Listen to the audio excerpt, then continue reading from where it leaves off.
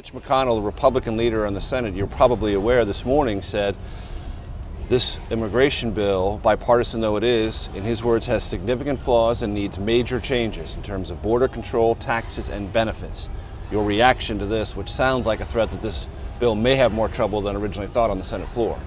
Today, behind the president, we're standing both the head of the U.S. Chamber of Commerce and the head of the AFL-CIO.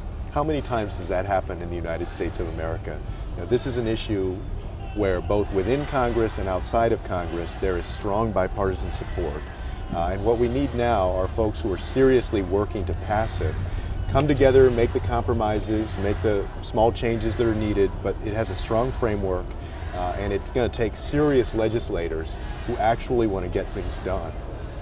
Based on those remarks, are you afraid that Senator McConnell is neither serious nor wants to get this done?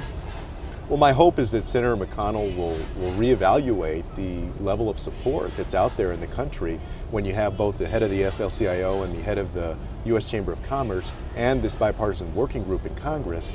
My hope is that Senator McConnell will see that this is a great framework. There's some tweaks that need to happen, but it's a strong bill. With respect, sir, the AFL-CIO Chamber of Commerce support is not a new factor. It's been true for several weeks, and yes, it is important, but even so, that doesn't seem to persuade Senator McConnell and maybe some skeptics about this.